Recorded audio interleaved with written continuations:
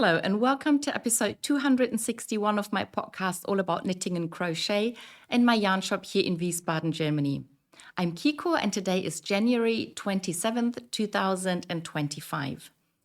And before I start with my proper program, I just wanted to say I'm sorry there was no video last week, but I had a really bad cold and I had no voice at all. So there was just no way I could film a video. So the cold is not completely gone, so maybe my voice still sounds a bit off, but I hope it's not too bad and you can understand what I'm saying. So, what am I wearing? I am wearing my Quadracowl, which is a pattern by Martina Behm, who's famous for unusual constructions that are usually quite easy to knit. So this cowl is like a double cowl. So it has stockinette knitting inside and out. You need two skeins of yarn. You can use two different colors the way I did. And if you look at it like this, it looks like two triangles. But if I rotate this a little, then you can see that this actually is a square. And if I turn it inside out, the other color is also a square. So that's really funny. So Quadracowl, because the German word for square is Quadrat. So it's like a square cowl. And it's very easy to knit, really, even if it doesn't really look like it. There's about 2 rounds that are a bit more difficult, but she has a video explaining how they work. And and I think it was a really fun knit. I'd love to do it again at some point. I used one hand-dyed yarn by Wolldackel with really strong colors and one opal yarn with these sort of rainbowy colors. And I really like these colors. And I thought these were nice and bright colors until I held them next to the Wolldackel yarn, and suddenly they seemed fairly pale, which is quite weird. But depending on how you fold the cowl, you can show off one color or the other, or if you fold it the way I had it in the beginning, so where you have the two triangles, it's also possible to show off both of the colors, which is what I like to do with this cardigan, with this jacket, because that has like all the colors, and I think both halves of this cowl work with this jacket, so why not show all the colors? The jacket I'm wearing, the cardigan, is knit out of Letlopi and Alafoslopi. This is an Icelandic yarn, I think. Is it? I don't know. But the interesting thing about this cardigan is it uses a lot of colors, and the really interesting thing is that the colorful yarn is a lot thinner than the main color. So I use 2 strands of the colorful yarn and 1 strand of the thick black yarn. And most of the time I use 2 different colors of the colorful yarn. So I get lots of different shades in this colorwork pattern. And the only exceptions are the red and the blue. They are as thick as the black yarn, so they are like sort of a single color, and in all other bits I'm holding 2 different colored yarns, double, to get the same thickness as the black one. And the other interesting thing about this jacket, which by the way is quite long, is that this was the first garment that I ever knit and steeked. So I knit this in the round. It looked like a pullover until I cast off. And then I crocheted along the edge, the steek line. I crochet with this sort of greenish color to sort of secure the stitches. And then I cut the cardigan open. I folded it to the inside, and then I sewed it closed shut. You don't have to do that, but I thought it looks tidier. And then I crocheted this button band and the buttonhole band onto the edges, and it's fantastic. And the only problem with this cardigan is that the sleeves are again a little too short, and that's because this is a really long pattern, And if I put the whole pattern into the sleeve, it would have been way too long. And I just didn't realize that I should have knit more black rounds before I started this pattern. So the sleeves are a little too short, which is why I'm wearing wrist warmers today. So I'm showing you a pair of really old wrist warmers that I knit out of an opal sock yarn, which has cotton in it, and I knit a big shawl out of this yarn, out of this color, and I had some leftover yarn, so I knit these little wrist warmers. And I don't remember which pattern this was, and I don't have a Ravelry page for them because they're too old. But I remember that I knit this fairly simple lace pattern. I put some beads in there. I hope you can see the beads. They are sort of here in between those stitches. There are little beads. And as I said, I don't remember whether the beads were part of the pattern or whether I just put them there. But what I do remember is that with every lace pattern, whenever you do yarn overs, you have to do decreases to stay at the same number of stitches. And with these wrist warmers, what you did is in the very last pattern round, you did all the yarn overs, but you did none of the decreases. So the number of stitches suddenly increased quite a bit. And then you knit this tiny bit of edge. It's in garter stitch. You could do a little bit of ribbing. But so this side is a lot wider than this. And then all you do is when you weave in the last yarn end, oopsie, you sew this together, and that's how you get this little thumb hole. And I thought that was a really simple way of doing it. And I remember that my sister knit several pairs of wrist warmers in this fashion. I think she used a different lace pattern, but I'm not completely sure. But I think you can basically do that with any lace pattern, especially if it's a simple one where the yarn overs always come at the same rate. And yeah, you have the increases in the last pattern round. You do a little bit of an edge, and then you can sew this together, and the wrist warmers stay in place, but you can use your fingers and do whatever you want. So I really like that. Yeah, so much to what I'm wearing today.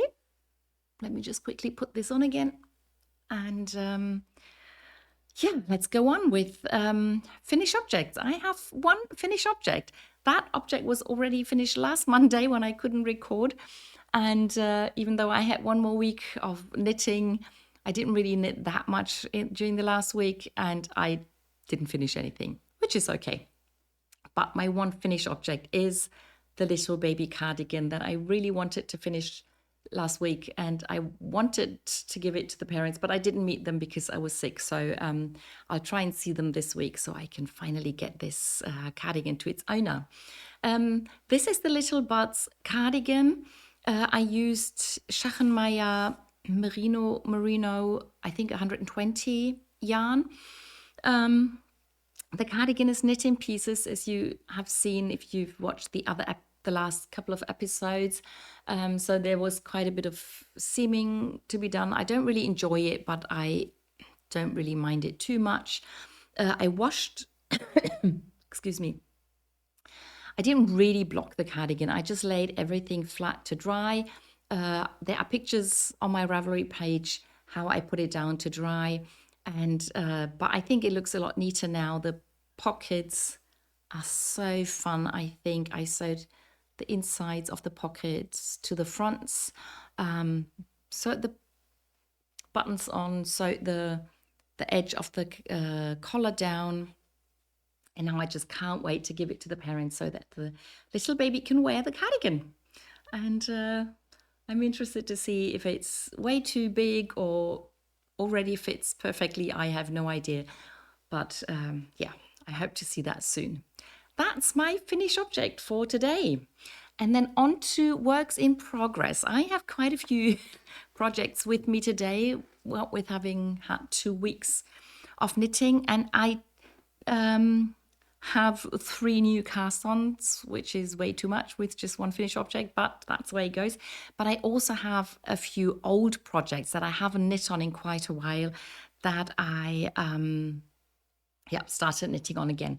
And one of them is the surprise Sockalong sock that I am knitting for my sister. And that's this one. This is actually the second sock. So it started with a cuff that was knit sideways. And then if you follow the clues the way they came out, the next clue was the heel flap and heel turn and the gusset. No, just the heel flap and the heel turn. Then we knit the top of the foot and then we knit the sole and the toe. And for the first sock, I did not knit the toe yet because I wanted to do the anatomical toe that my sister likes. And I didn't know which one she wanted to be, the left or the right sock, because they're not the same. So I left the stitches on these holders, and that's why I couldn't put a proper sock blocker into the first sock. So what I needed was another straight blocker. And a few weeks ago, I showed, I think, the Sock Madness bonus sock on straight blockers, and I showed the papery things that I cut and glued together myself.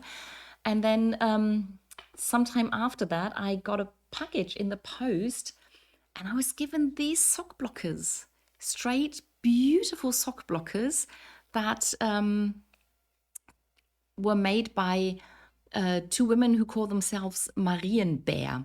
I will have to see if I can link their Etsy shop underneath the video. I'll try and do that.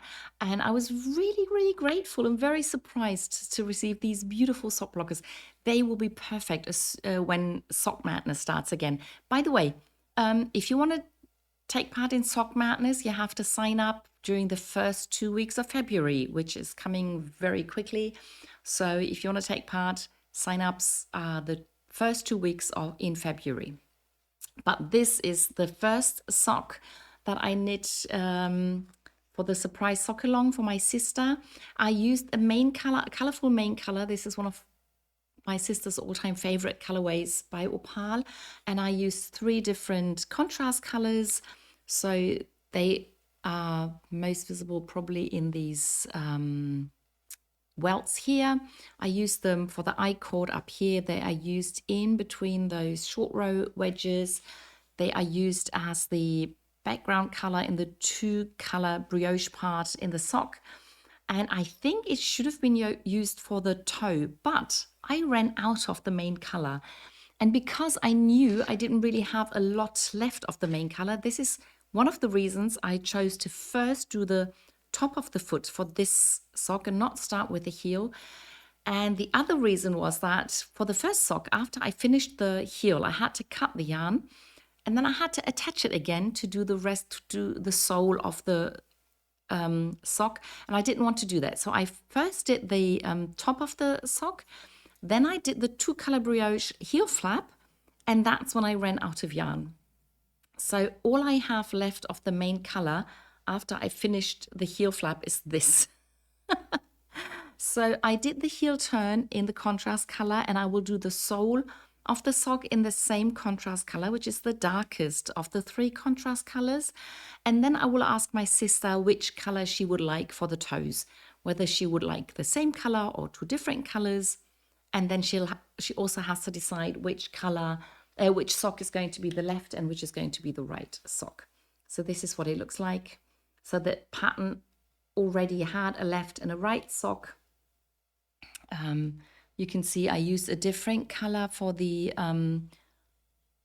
I-cord bind off at the back of the sock, but I used the same colors for the welts, but in a different order. So yeah, the socks can be either be worn like this or like this. And as my sister wants an anatomical toe, she will always wear them the same way. And talking about socks for my sister, the next sock that I have on the needle are the simple 6-ply socks that I'm knitting for my sister out of this yarn. And I actually finished the first one. And on this sock blocker, they look like normal socks. But if I take them off the blocker, how do you call this? The whatever. If I show them like this, you can see this is the anatomical toe. So this is the right sock with more of the decreases on this side and fewer decreases on this side. And then the second sock will have it the other way around, so that that will be the left sock. And I have started the second sock, and I finished the leg and I finished the heel. I'm already knitting the foot of the sock. So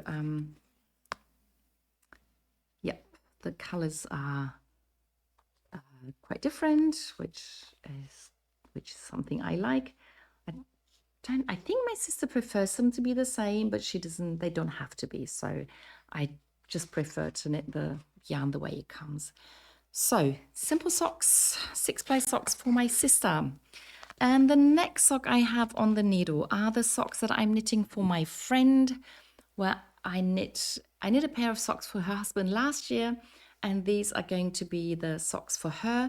And I'm knitting a rainforest colorway by Opal. I really like the way the colors came out, and I used the same colorway but in 6-ply for the heel. So I'm using the 4-ply, the fingering weight yarn for most of the sock, but the heel is knit in the same colorway, but in 6-ply. I use the same number of stitches, I use the same needle, so the heel is really tight, but it is actually thicker than the rest of the sock. And one of the advantages of using a different yarn for the heel means that the color repeat is not interrupted but runs through on the front of the sock, which is something I also like a lot. It's interesting that this pattern it looks different here than here, even though it's the same number of stitches and the same needle. I don't know if that's because I knit it a bit differently, or because the yarn, the way it was dyed is a little different. I don't know, but I quite like these little changes and differences. Yeah, so that's the sock for Mia. And then my first new cast on for today is another pair of socks that I am knitting for my son. And if you've watched my videos before, you know that his favorite color to wear is black. So I am knitting him a pair of black socks, vanilla socks, with just one little difference. I decided to knit one stripe of gray yarn after the ribbing. If he doesn't like it, he can fold the ribbing down and it will not be visible. But I am going to have another gray accent down in the toe of the sock, but that's still a surprise. And because I don't really enjoy knitting black socks, and I actually hate counting rows with black yarn, I decided to knit them 2 at a time. So I will still count the rows every now and then just to have an idea what I'm doing, but I don't have to remember the number. I won't have a problem with having both socks the same length, because by knitting them 2 at a time, they will be the same length no matter what number of rounds I knit. Yeah, and I hope to get them done fairly quickly.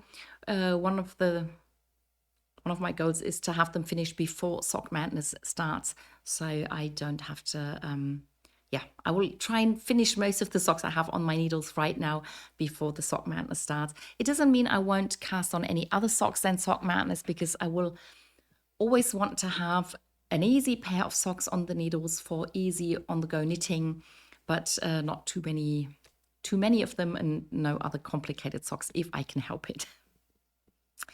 That's it for socks at the moment.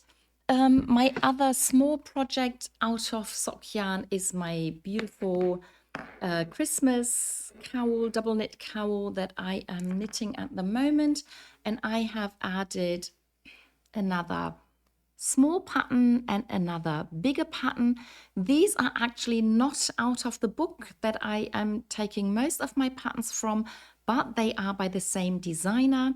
And I not only got the book for Christmas, but I also got I got an advent calendar from one of my customers with cards in them, and all the cards have little patterns by the same designer, so I can mix and match those patterns with the ones in the book, which is what I'm doing. So those two patterns were from the cards, and then now I want to use some more patterns from the book, and then maybe I'll use some from the cards again. I don't know yet, but this is the one side, and this is what it looks like on the other side. And I still love it a lot, and I'm looking forward to picking some more patterns and knitting more on that. Then I have two more new cast-ons that I'm going to show now, because one of them is a smaller project with sock yarn, and then the other is not sock yarn, but it's also a smaller project, so I'll show them up at the same time. The first one is another test knit. I am going to test knit another pattern by, and I didn't write down her name. Oh no. I will link the pattern once it's published. It will be linked to my project page, because I already put in the code so that it gets linked as soon as the pattern is published. And I can't believe I forgot her name. I'll put it down next week, and I'll tell you next week what her name is. The pattern will be called Bobble Hat. That's what it's called at the moment. And you're supposed to use some hand-dyed yarn and use the contrast color for the pattern. But I asked her if I could use some opal printed yarn to see if it works as well. And this was the first color that I chose, because I thought there are these darker spots in the yarn, and I thought maybe it works if I use those bits of yarn for the bobbles that are knit into the hat. And I started knitting it, and it didn't really work, because these dark bits were too short for a complete bobble. So I always needed to use two of them. And I also had some of the other color in between. So all the bobbles are two colored. And in a way it works, but it just looked a bit too chaotic, and there were way too many bobbles. And so I was a bit disappointed.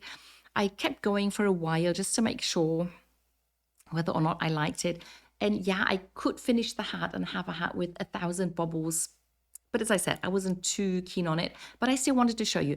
What is obvious that I cast on and knit the first round without bobbles. So here you can see the darker bits of yarn at the lower edge.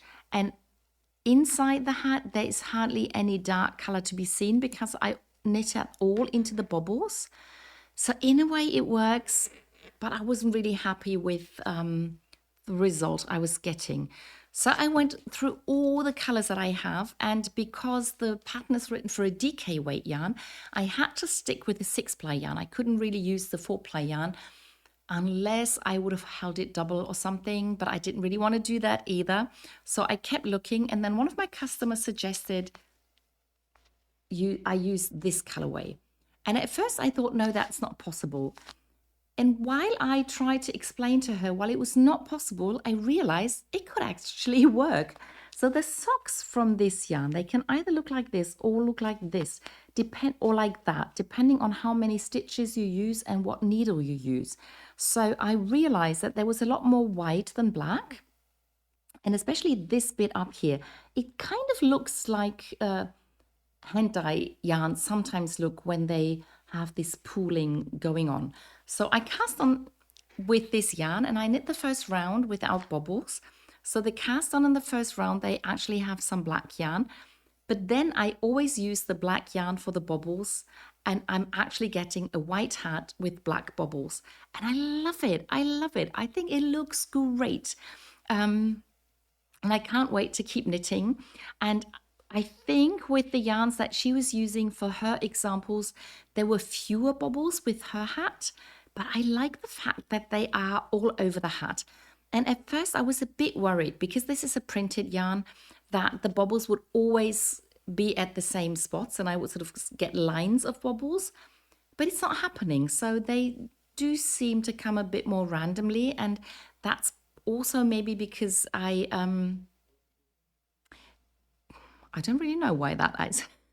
But yeah, this is what I was worried would happen, that they would always come at the same spot and I will get these lines of bobbles, but they do break up every now and then. And I just love the way it's done. And the pattern, I think, is really well written. The bobbles are really explained very nicely. There are several ways of knitting the bobbles. You don't always have to have the same number of stitches. So with this hat, I was experimenting a lot. So sometimes I would do 3 stitches or 4 stitches or 5 stitches. And with these, I can't, you're supposed to either knit 3 or 4 or 5 rows of bobble depending on how much contrast color you have. But with these, what I do, I think is something like 3.5 rows. And then I'm done with the contrast color, and then I just stop and I just decrease my stitches the way it's written. And this works beautifully. I really like it a lot, and I'm looking forward to having a finished hat really soon. So that's the test knit that I started. I don't think I'm running late because she gave a very generous amount of time, but I still want to finish it as quickly as possible to give her feedback. And I am going to unravel this. I'm not going to finish this. Yeah, so that's that. Then the other project is not really a test knit, but it's also something that I was asked if I would knit that. And that was, I was asked by the designer of this beautiful baby like sleeping bag. It's called a cocoon. It's called a baby cocoon. And the woman or the women who designed this are physiotherapists who are who work mostly with newborn babies.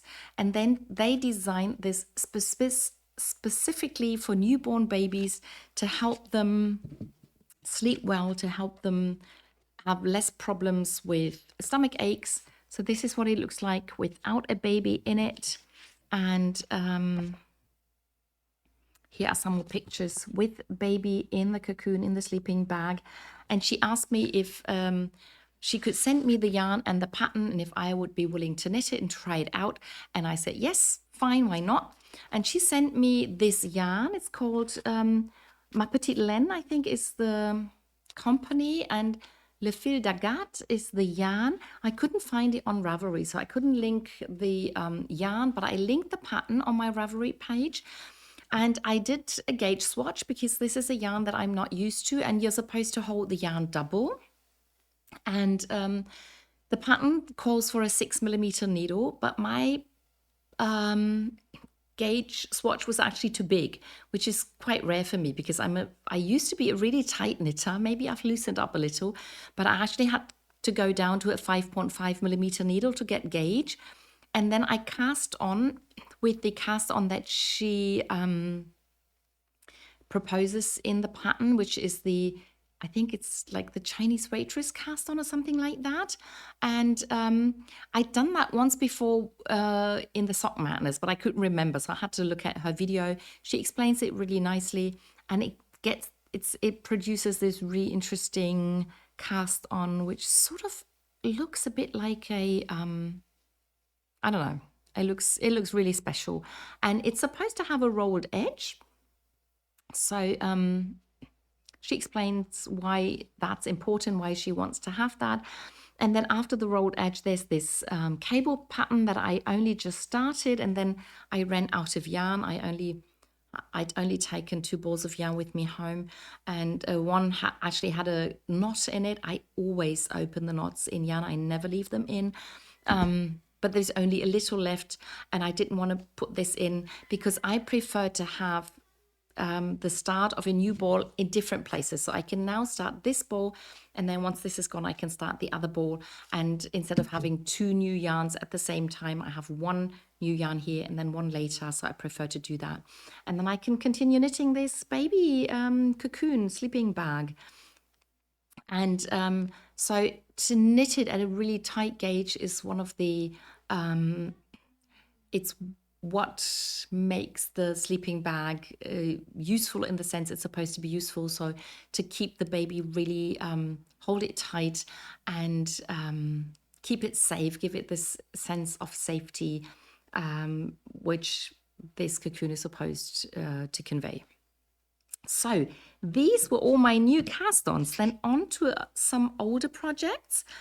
I continued knitting on my beautiful Arctic pullover, and I picked up the stitches for my second sleeve. I knit the bit of color work that I still had to do, and I'm now just knitting the sleeve with the decreases. This is what the whole thing looks like. It's not too much left to do.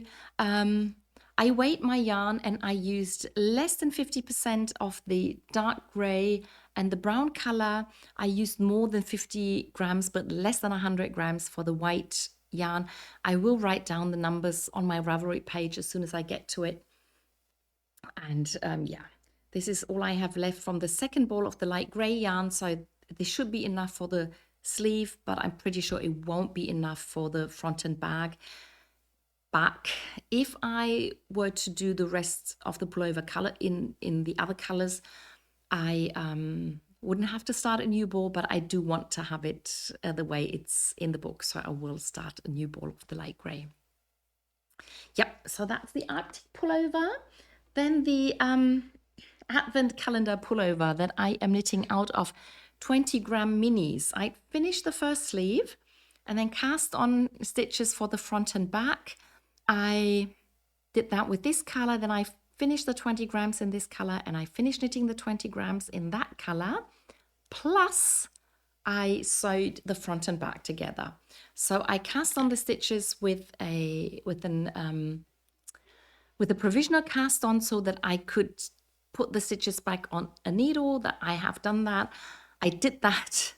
And then I sewed the seam with the Kitchener stitch so that I have one row of neon yellow yarn running down the side of my body. So here I have the yellow cast on. I have one row of yellow running down the side. There's this knitted on sort of like a ribbing on the bottom of the front and back. And now I have to decide whether to do the neckline already or maybe knit a little more. And I think from the measurements, I could start with the neckline, but I don't want the neckline too wide. And I want to make sure that the pullover is not too tight, especially as it's quite long. So I think if I did another 20 grams, it would be too much, but I just might knit 10 more grams and then do the neck opening. So that's what I'm thinking at the moment. Yeah, so that's the Advent calendar pullover. Then I picked up the skirt that I started knitting sometime, I think last year or maybe the year before, I don't remember. But I'm using the Evenstar pattern by Susan Pandorf, which is a circular shawl. And I just did not knit the beginning so many rounds. I just cast on the stitches that I needed. I knit the pattern, did all the increases, did all the pattern, and then I provisionally cast on stitches for the knitted on edge at the bottom of the, either on the outside of the shawl or the bottom of the skirt. And I think I had done like 3 pattern repeats before I put it down and then didn't pick it up for a long time. But now I've added a few more pattern repeats. I am only doing 3 lines of beads. The pattern has you do 5 of them, but it still feels fairly heavy.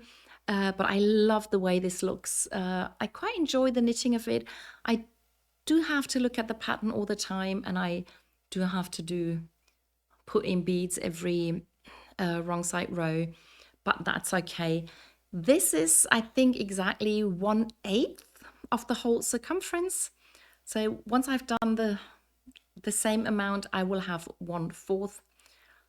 So I have to do this bit 7 more times. That's what I'm trying to say.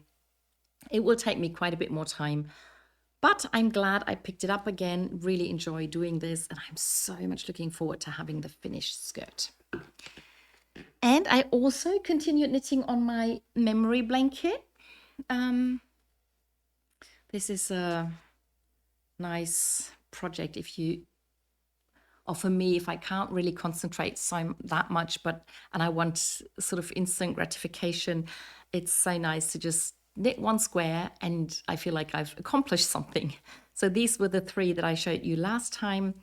This is the leftover yarn for the Bellflower socks, the Sock Madness bonus pattern from last year.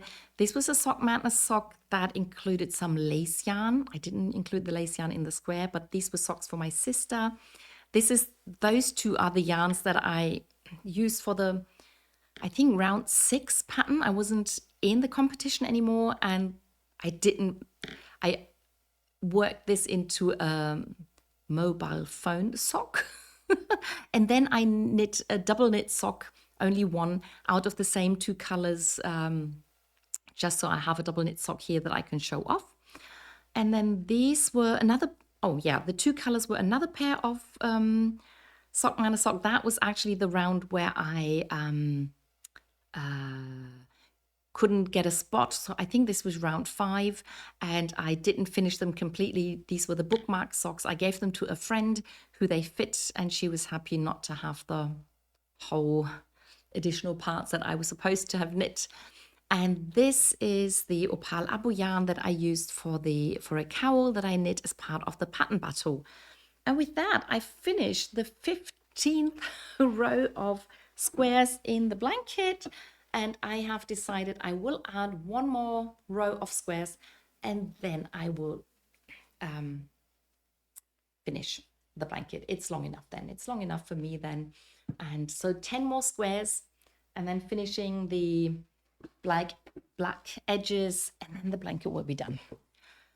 And very quickly, the knit along that we're doing. I have finally started the discussion group on Ravelry. So that's how you take part in the knit along. You just knit a pair of socks with some cables in, and then you can show them in the Ravelry discussion group for Kikos Strickschule. And that's all there is to it. You can't win a prize. You can't sign up anywhere. They're really low-key knit-alongs that I do, just for fun and just, I don't know, just because I enjoy doing them. So I finished the first sock, and they fit my cousin who they're for. She visited me last week, so she could try them on, and she likes them. She loves colorful yarn, and she loves warm socks.